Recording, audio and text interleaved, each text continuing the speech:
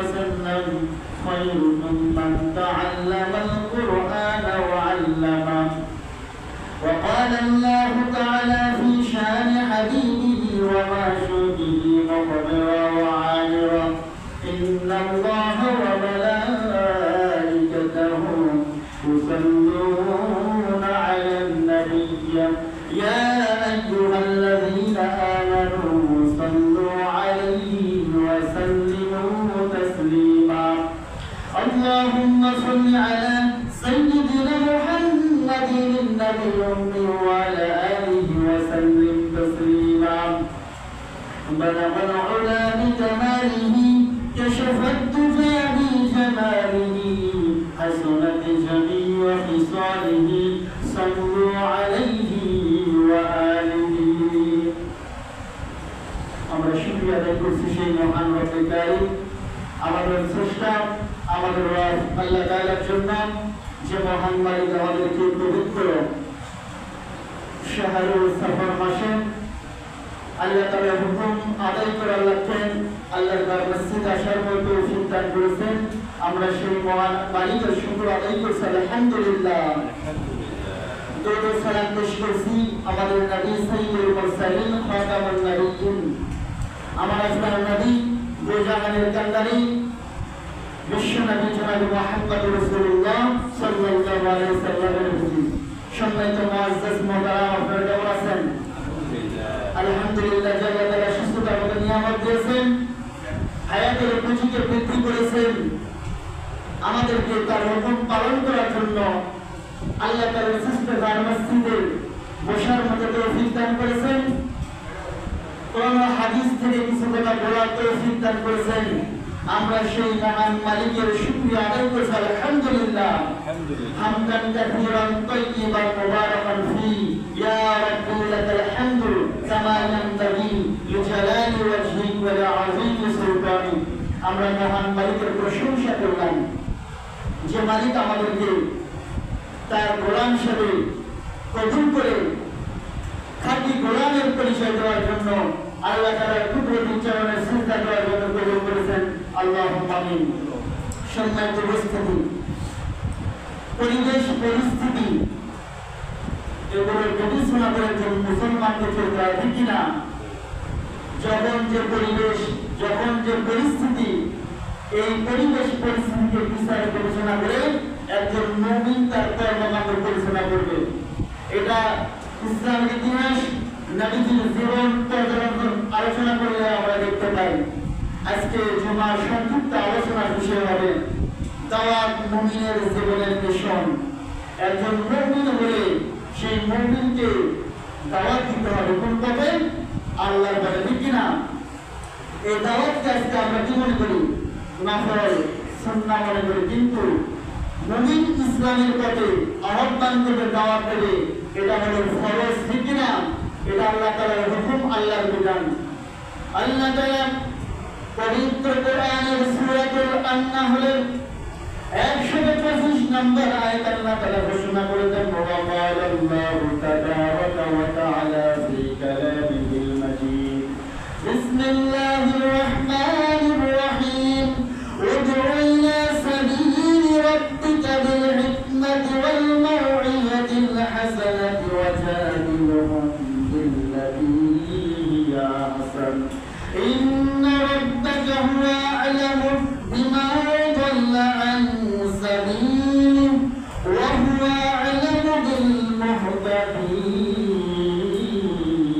بالمهتدين الله أكبر আল্লাহ তাআলা পবিত্র কোরআনের সূরা নাহলের 125 নম্বর আয়াতে বলেন উদউ ইলা রাব্বিকা উদউ ইলা সাবিলি রাব্বিকা হে আমার বান্দা হে রাসূল আপনি মানুষকে ডাকেন ইলা সাবিলি রাব্বিকা আল্লাহর পথে ডাকেন বিল হিকমাতি হিকমত সহকারে ওয়াল মাউইযাতিল হাসানা এবং উত্তম উপদেশের মাধ্যমে ওয়াজাদিলহুম বিল্লাতী হিয়া আহসান এই দাওয়াত দিতে গিয়ে এই দিনের পথে ডাকতে গিয়ে যখন কোনো সময় যদি তর্কে লিপ্ত হতে হয় বাহাস করতে হয় তাহলে আপনি উত্তম কথা দ্বারা মানুষের সাথে তর্ক করুন ওয়া হুয়া আ'লামু ইন্না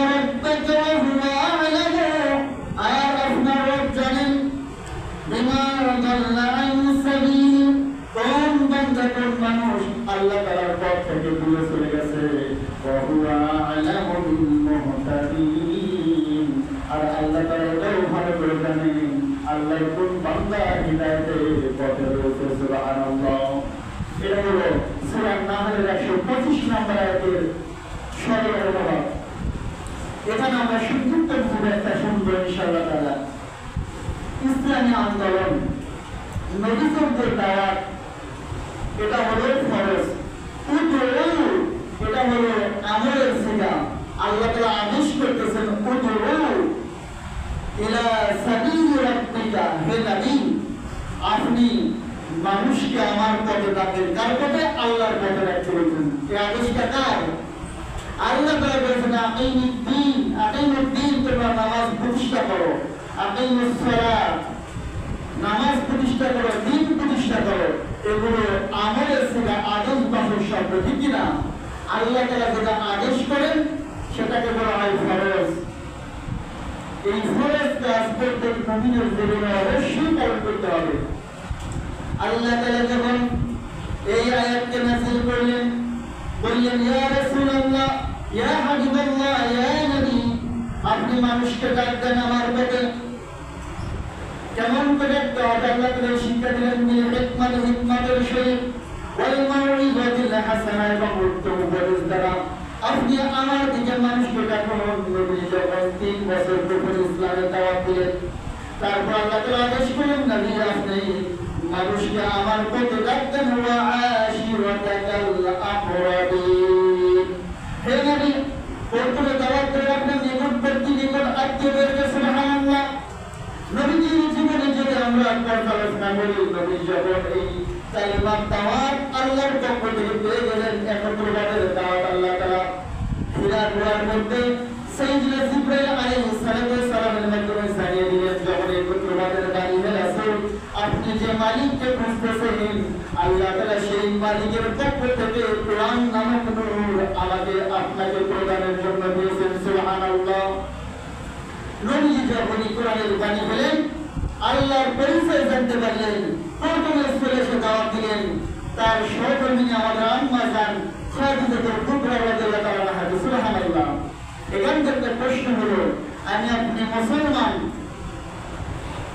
আমরা দ্বীনের দাওয়াত দেব, কিন্তু আমার আপনার প্রথম মিশন হলো আমার স্ত্রীকে দাওয়াত দেওয়া, ঠিক কিনা?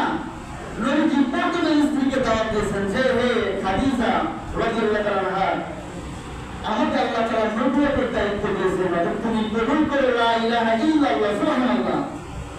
আমার আপনার আম্মা জান সাইয়্যিদাতুনা খাদিজাতুল কুবরা রাদিয়াল্লাহু তাআলা বললেন, হে আল্লাহর নবী মুহাম্মদ ইবনে আব্দুল্লাহ, আমি জানি আপনার যে চরিত্র, যে ব্যবহার, যে মাধুর্য, এটা কোন সাধারণ মানুষের চরিত্র হতে পারে না।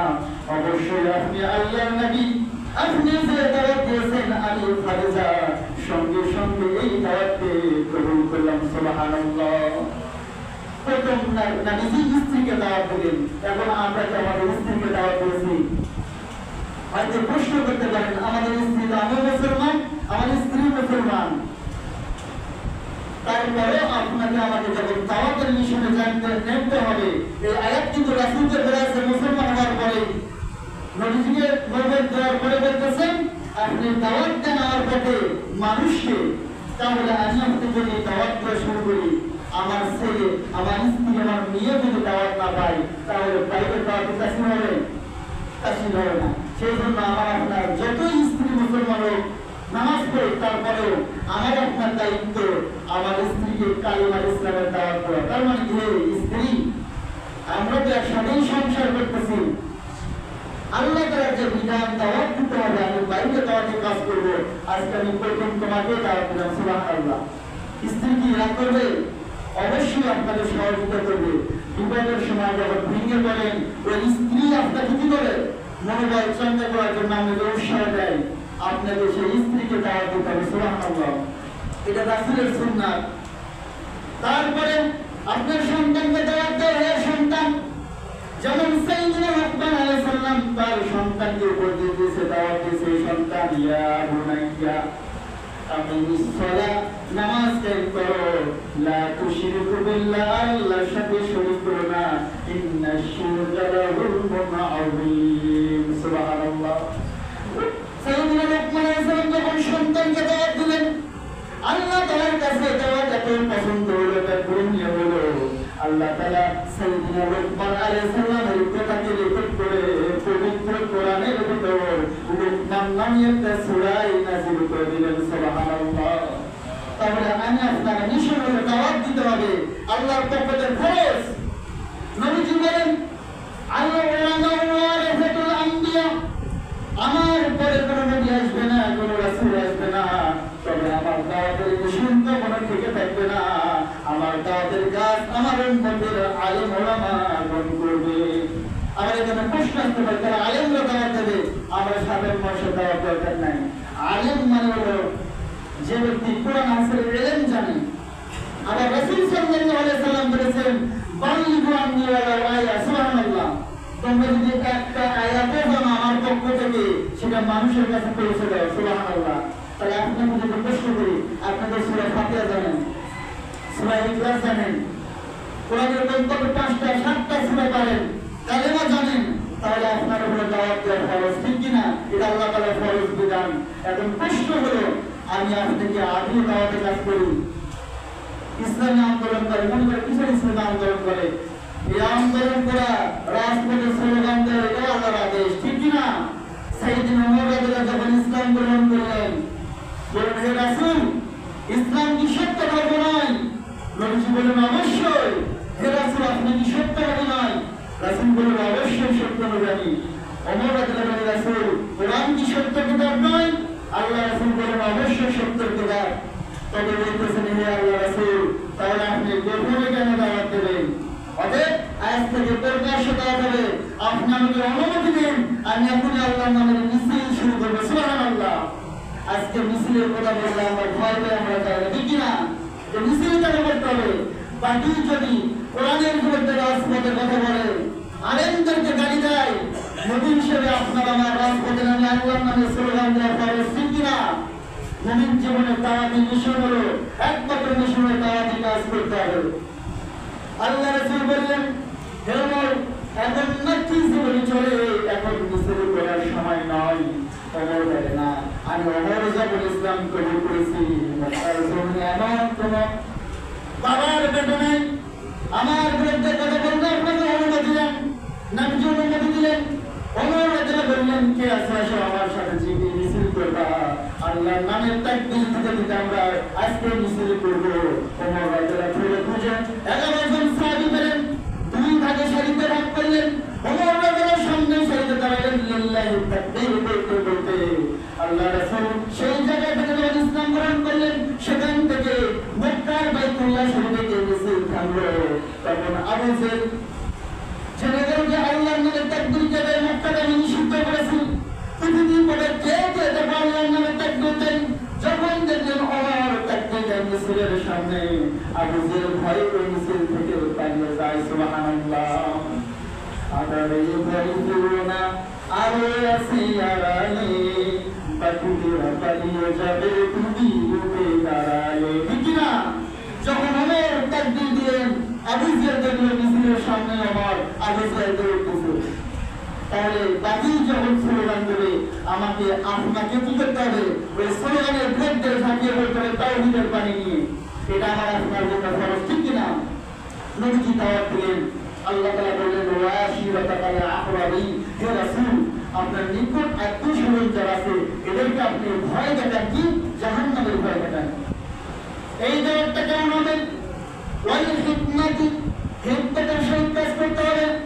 হিকমত শব্দ হলো জ্ঞান প্রকাশ। তাফসীরের মধ্যে অনেক মুফাসসির কেরাম বলেছেন এই হিকমত হলো পবিত্র কোরআন আর হাদিস। সুবহানাল্লাহ। কোরআনের এক নাম হলো হিকমা, প্রজ্ঞা। এই কোরআনের মাধ্যমে আপনাকে আমাকে দাওয়াত দিতে হবে।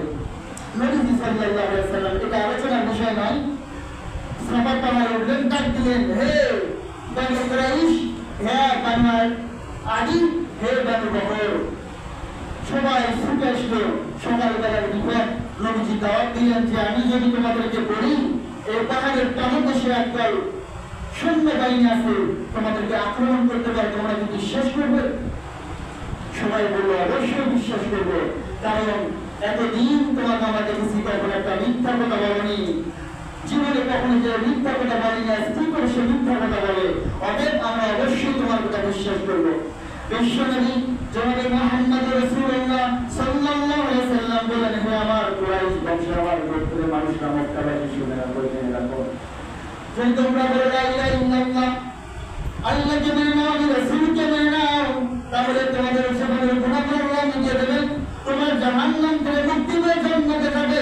আর যদি আল্লাহর কালিমা গ্রহণ না করো, তোমরা জাহান্নামে যাবে, কঠিন আযাব তোমাদের গ্রেফতার করবে।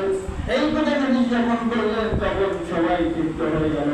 বিশেষ করে আবু লাহাব বলল, আলী হাদা জামাতিনা, তুমি এই জন্য আমাদেরকে ডেকেছো, তাব্বান লাকা, তুমি ধ্বংস হয়ে যাবে রাসূলুল্লাহ। আল্লাহ তাআলা বললেন, আবু লাহাব, তুই আমার নবীকে ধ্বংস করতে বদ্ধ করিস, আমার নবীকে ধ্বংস হবে না, তুই নিজে ধ্বংস হয়ে যাবি। আবু লাহাব ধ্বংস হয়ে গেল নবীর দ্বীনের দাওয়াতের বিরোধিতা করার জন্য, ঠিক কিনা? আজকে ইসলামের যারা বিরোধিতা করবে, ইসলামের বিরুদ্ধে যে স্লোগান দেবে, এই ধ্বংস হবে আবু লাহাবের মতো আবু জেহেলের মতো, ঠিক কিনা? এখন আমরা যদি ইসলামের পক্ষে স্লোগান না দেই, বসে থাকি, তাহলে নবীন জীবনের দাওয়াতি মিশন আল্লাহ হুকুম করলেন, তাহলে এর বাইরে আমরা পেয়ে গেলাম। আমরা ইসলামী আন্দোলনের উপর প্রবেশ করতে হবে, ঠিক কিনা? যখন বসে থেকে যদি আপনি ইসলামী দাওয়াত দিয়ে দেন, নবীজি বসে বসে দাওয়াত দিয়েছেন, ঘুরে ঘুরে দাওয়াত দিয়েছেন, মদিনার জীবন যখন চলে আসে, আল্লাহ রাসূলকে বলেন, হে নবী, এখন বসে বসে দাওয়াত দেওয়ার সময় নেই, আপনি তলোয়ার হাতে নেন, বদরের ময়দানে ঝাঁপিয়ে পড়েন, বাতিলকে এখন মোকাবেলা করতে হবে, ঠিক কিনা? এতদিন 16 বছর গোপনে থেকেছেন, কথা বলতে পারেন নাই, আলেম আমার জেলের মধ্যে থেকেছে, বই শুধু ইসলামে কোরআনে রয়েছে, তাহলে জঙ্গি করে আপনাকে গ্রেফতার করেছে। আজকে সময় এসেছে ওপেনে দাওয়াত দেওয়া, ঠিক কিনা? ময়দানে ঝাঁপিয়ে পড়তে হবে। তবে এখানে একটা গুরুত্বপূর্ণ প্ল্যান হলো আপনার মাউইজাতুল হাসানা, উত্তম কথা বলতে হবে আর উত্তম আখলাক করাতে হবে। সুবহানাল্লাহ। আপনি যখন দাওয়াত দেবেন তখন যাতে মানুষ আপনার উপর বিশ্বাস রাখে, না এই ব্যক্তি, এই মুসলমান, এই যুবক, এনার চরিত্র ভালো, এনার কথা সুন্দর, অতএব সে যে কথা বলে সেই কথা আমাদেরকে মানতে হবে, সুন্দর, ঠিক কিনা? যদি আপনার গ্রহণযোগ্যতা না থাকে তাহলে আপনার দ্বারা দাওয়াত হবে না, ঠিক কিনা? তাহলে হিকমত প্রকাশ হয়ে দাওয়াত দিতে হবে। 2 নম্বর আল্লাহ তাআলা বললেন, ওয়াল মাউইজাতুল হাসানা, উত্তম উপদেশ, ভালো কথা বলতে হবে, একজন দায়িত্ব সুন্দর ভাষায় উপস্থাপন করতে হবে। যদি কথা বলেন স্পষ্ট না হয়, পরিষ্কার না হয়, তাহলে দাওয়াত দেওয়া যায় না, ঠিক কিনা? আল্লাহ তাআলা বললেন, ওয়াকুলা লাহু কওলান লাইয়িনান লাআল্লাহু তাযাক্কারু আও ইয়াখশা। মুসা আলাইহিস সালামকে বলেন, হে নবী মুসা, তুমি ফিরআউনের কাছে যাও, ওয়াকুলা লাহু কওলান লাইয়িনান, এবং নরম ভাষায় সুন্দর করে দাওয়াত দাও। সুবহানাল্লাহ। আদেশটা আল্লাহ তাআলা। যদি তুমি দাওয়াত দাও, হয়তো ফিরআউন শিক্ষা গ্রহণ করতে পারে অথবা ভয় করে আল্লাহর কাছে আসতে পারে। এখানে আল্লাহ হুকুম দিলেন, ফিরআউনের সবচেয়ে কঠিন, খোদার প্রেমী, খারাপ ব্যক্তি, আর নবী মুসা হলেন সবচেয়ে আদমওয়ালা আল্লাহর নবী। আল্লাহ তাআলা নবীকে নম্র ভাষা বলার পরেও উপদেশ দিলেন, নবী আপনি সুন্দরভাবে ফিরআউনকে দাওয়াত দেবেন। সুবহানাল্লাহ। তাহলে আপনাকে আমাদের সুন্দরভাবে দাওয়াত দিতে হবে, ঠিক কিনা? এই দাওয়াত আপনাকে সুন্দর করে দিতে হবে, কওলান লাইয়িনান, নরম ভাষায়। এই নরম ভাষায় দাওয়াত দিলেও আপনার সাথে মানুষ তর্কে লিপ্ত হবে, ঠিক কিনা? নবীজি দাওয়াত দিলেন, নবীর বিরুদ্ধে অধিকাংশ চলে গেল, কারণ নবীজি ভালো কথা বলেছে, তারপরে মানুষ বিরুদ্ধে চলেছে। যদি আপনি দাওয়াত দেন, এক পক্ষ আপনার বিরুদ্ধে যাবে, কিছু লোক আপনার পক্ষে আসবে। যখন তর্ক লিপ্ত হবেন, বিতর্ক হবে, আল্লাহ তাআলা বলেছেন তর্ক থেকে তোমরা বিরত থাকো। কিন্তু যেখানে তর্ক করা যায়, তারপরে তোমরা কি করবে? ওয়াজাদিলহুম বিল্লাতী হিয়া আহসান, তোমরা উত্তম ভাষায় তর্ক করো। দেখবেন মসজিদ এবং খারাপ লোক যারা, মহাজিদ যারা, এদের সাথে তর্ক করবেন, এরা তর্ক করতে করতে আপনার সাথে এমন জায়গায় আঘাত করবে, আপনার খারাপ দিকগুলো আলোচনা শুরু করবে এবং আপনাকে অশ্লীল ভাষায় গালিগালাজ করবে, ঠিক কিনা? নবীজি বলেছেন মুনাফিকের 4টি গুণ রয়েছে, তার মধ্যে একটা গুণ হলো আপনাকে অশ্লীল ভাষায় গালিগালাজ করবে। নাউজুবিল্লাহ। তর্কে যখন লিপ্ত হবেন, আল্লাহ নির্দেশ দিয়েছেন উত্তম ভাষায় তর্ক করো, উত্তম কথা বলো, খারাপ কথা বলা যাবে না, রাগান্বিত হওয়া যাবে না, ধৈর্যের সাথে কথা বলতে হবে। কারণ রাসূল সাল্লাল্লাহু আলাইহি ওয়াসাল্লাম ধৈর্য নিয়ে দাওয়াত দিয়েছেন, তারপরেও কিন্তু কাফিররা নবীকে আঘাত করেছেন। এই নবী দাওয়াত দিয়ে যখন তায়েফের জমিনে গেলেন, তায়েফবাসীর মুক্তির জন্য, তায়েফবাসীকে আলো দেখানোর জন্য দাওয়াত দিলেন, তায়েফবাসী বলো লা ইলাহা ইল্লাল্লাহ, তোমরা বলো আল্লাহ ছাড়া কোনো মাবুদ নেই, তাহলে তোমরা জীবনে সফলতা হবে। তাই উদ্দেশ্য নবীজি দাওয়াত গ্রহণ করলেন না তো করলেন না, নবীজির উপর পাথর নিক্ষেপ করলেন, আঘাত করা শুরু করলেন। তারপরে নবী কিন্তু তাদেরকে গালি দেয় নাই, নবীজি কিন্তু ধৈর্য ধারণ করেছে, আল্লাহর কাছে দোয়া করেছে। ফেরেশতারা আসমান থেকে নাজিলে নবীজিকে বলে, ইয়া রাসূলুল্লাহ, দোয়া করে আপনি বলেন শুধু এই পাহাড় দিয়ে তায়েফবাসীকে ধ্বংস করে দেয়। ফেরেশতার জবাবে আল্লাহ রাসূল বলেন, হে ফেরেশতা, আমি আশা করি এই তায়েফবাসী আজকে আমার দাওয়াত গ্রহণ করতেছে না, ভবিষ্যতে এই তায়েফের বংশধররা ইসলামকে গ্রহণ করবে, আল্লাহ তার একনিষ্ঠ ইবাদতকারী বান্দা হয়ে যাবে। সুবহানাল্লাহ। তাহলে দাওয়াত দিতে গিয়ে আঘাত আসলে, আক্রমণ আসলে ধৈর্য হারা যাবে না, অশ্লীল কথা বলা যাবে না, দায়িত্বগুলো সুন্দর ভাবে কথা বলবে। সম্মানিত উপস্থিতি, দাওয়াত দেওয়ার যে কৌশল, এই দাওয়াতের কথা আল্লাহ তাআলা বলেছেন, যুগে যুগে নবীরা দাওয়াত দিয়েছেন, সব নবীর কথা, সব নবীর কথা একটাই, এ আমার কওমেরা, তোমরা আল্লাহর ইবাদত করো, শিরক থেকে দূরে থাকো। কোন নবীর জীবনে খুঁজলে আপনি এর বিপরীত পাবেন না। যে এক নবী কালেমার দাওয়াত দিয়েছে, আরেক নবী আরেক দিকে দাওয়াত দিয়েছে, কিন্তু বাতিলের দেখতে দেখবেন এক নেতা বলে এক কথা, আরেক নেতা বলে আরেক কথা, ঠিক কিনা? পরে নেতার ভিতরে দ্বন্দ্ব আছে, কিন্তু ইসলামী রাষ্ট্রের যখন ইসলামী নবীরা যখন দাওয়াত দেয়, তাদের যত বড় সমাবেশ হোক, যেটাই যে হুকুমের যে আদেশ জারি করা হয়, কেন্দ্র থেকে যে আদেশ করা হবে, সবার লোকের সেই কথা, ঠিক কিনা? কারণ কোথার ভিতরে নির্দেশনার মধ্যে যদি কোন রকম হয়, তাহলে এটা কোনো সুন্দর সংগঠন হতে পারে না। আপনাকে দাওয়াত দিতে হবে এক বাণীর উপর, এক কথার উপর। নবীজির কাছে নবীরা যখন আসেন, নবীজি সুন্দর ভাষায় দাওয়াত দেয়, তখন তারা আলোচনা করে যে নবীজি এত সুন্দর বংশের পরিচয় রয়েছে, এত উচ্চ বংশের মানুষ, একজন আল্লাহর নবীর পয়গম্বর, তিনি অহংকার করেন না, বংশের উপরে পরিচয় দেয় না, অত্যন্ত সুন্দরভাবে আল্লাহ তাআলার কথা বলে এবং ভালো পথে দাবি হবে। এই অবশ্যই আল্লাহর নবী, এই নবীর উত্তম চরিত্র থেকে সাহাবীদের মতো অনেক সাহাবী ইসলাম কবুল করেছে। সুবহানাল্লাহ। তাহলে আপনাকে দাওয়াত দিতে হবে সুন্দরভাবে, ধৈর্য নিয়ে, এবং যখন তর্ক করলে তর্কটা করতে হবে সুন্দর ভাষায়, গালিগালাজ করা যাবে না। সম্মানিত উপস্থিতি, পরবর্তী আয়াতের অংশ বলছেন, ইন্না রাব্বাকা হুয়া আ'লামু বিমান দাল্লা আন সাবিল। আল্লাহ তাআলা বলেন, নিশ্চয় আপনার প্রভু জানেন কোন বান্দা আল্লাহর পথ থেকে পথভ্রষ্ট হয়ে গেছে। ওয়া হুয়া আ'লামু বিল মুহতাদিন, আর কোন বান্দা হিদায়াতের পথে রয়েছে। এখানে পূর্ণবিত বক্তা আল্লাহ তাআলা ভালো করে জানেন কে আল্লাহর পথে রয়েছে আর কে আল্লাহর পথ থেকে গোমরা হয়ে গেছে। অনেক সময় দাওয়াত দিতে দিতে দাওয়াতের কোনো কাজ হয় না, এতদিন দাওয়াত দিয়ে এত সুন্দর করে কথা বলি, কিন্তু হিদায়াত প্রাপ্ত হয় না। আল্লাহ তাআলা বলেন, রাসূল, আপনি হিদায়াতের দেওয়ার মালিক না, আপনি যাকে হিদায়াত দিতে চান, যাকে ভালোবাসেন, সে যে হিদায়াত প্রাপ্ত হবে এমন কিনা। ওয়াল্লাহু ইয়াহদি মান ইয়াশাউ ইলা সিরাতিন মুস্তাকিম। আল্লাহু আকবার। আমি আল্লাহ তাআলা যাকে চাই আমি হিদায়াত দান করি এবং সরল সঠিক পথের উপর আল্লাহ তাআলা উঠায়া দেন। রাসূল আপনি চাইলে হিদায়াত দিতে পারবেন না, তবে আপনার কাজ হলো দাওয়াত দেওয়া, আর আমি আল্লাহ তাআলার কাজ হলো হিদায়াত দেওয়া। সুবহানাল্লাহ। নূহ আলাইহিস সালাম দাওয়াত দিয়েছেন 950 বছর, কিন্তু হাতে গোনা কয়েকজন মাত্র ইসলাম কবুল করেছেন। এটা কি ব্যর্থ নয়? নূহ আলাইহিস সালাম ব্যর্থ নয়, নূহ আলাইহিস সালাম সফল। তাদের দাওয়াত দিতে গিয়ে আপনি দাওয়াত কেউ কবুল করলেন না, আপনি বলে কষ্ট পাবেন। নবী সাল্লাল্লাহু আলাইহি সাল্লাম তায়েফের জমিন থেকে ঘুরে একটা মানুষ কালিমা গ্রহণ করল না, বরং পর্যন্ত নবীকে আঘাত করলেন। নবী যখন সালাতের মাধ্যমে দাঁড়িয়ে গেলেন আর কোরআন তেলাওয়াত করলেন, নবীজির কোরআন তেলাওয়াত শুনে একদল জিনরা কোরআন তেলাওয়াত শুনে মুসলমান হয়ে গেলেন। সুবহানাল্লাহ। আল্লাহ তাআলা বলেন, ইয়া রাসূলুল্লাহ, ইয়া হাবিবাল্লাহ, আপনি মনের ভিতরে কষ্ট পাচ্ছেন, আপনি দাওয়াত দিলেন, বাণিজ্যকে আপনি দাওয়াত কবুল করে নাই, তো কি হয়েছে? আপনি যখন সালাতের মধ্যে কোরআন তেলাওয়াত করতেছেন, আপনার কোরআন তেলাওয়াত শুনে একদল জিনেরা মুসলমান হয়ে গেছে। সুবহানাল্লাহ। নবীজি খুশি হয়ে গেলেন যে মানুষ আমার দাওয়াত কবুল করে নাই, তো কি হয়েছে? এই দাওয়াত বৃথা যায় নাই, আল্লাহ তাআলা এই দাওয়াত একদল জিনদেরকে কবুল করেছেন। সুবহানাল্লাহ।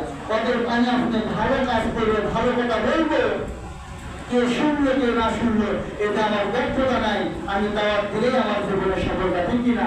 সম্মানিত মুআজ্জাজ মুহতারাম, আলোচনা করে অনেক সূরা নাহল অত্যন্ত গুরুত্বপূর্ণ একটি সূরা।